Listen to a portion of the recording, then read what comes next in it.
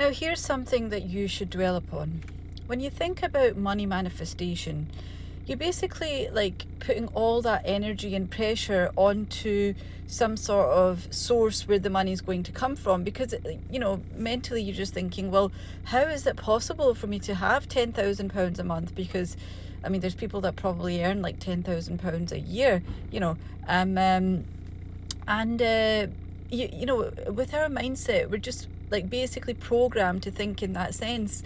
But at the end of the day, if you just shift that, if you just let go of the how and just open yourself to so many ways, like people can even earn money from benefits nowadays, right? But there was a time that benefits weren't a thing. The only way you could earn money was through like a job, and that's just the way that we have been like told from a very young age. We've gone in the system. You work you go to school 9 to 3 or whatever, and then you go to job 9 to 5 or whatever hours, and that's just the way that you've basically been told. Like, there's a story of an elephant in the circus. This elephant was tied with a rope when it was a baby.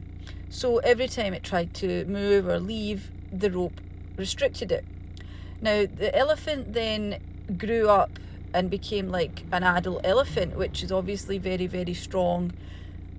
But because for all his life, he'd been stuck by this rope, which he literally could just pull within seconds and set himself free. But it's because it's the way he'd been programmed, he just couldn't let go.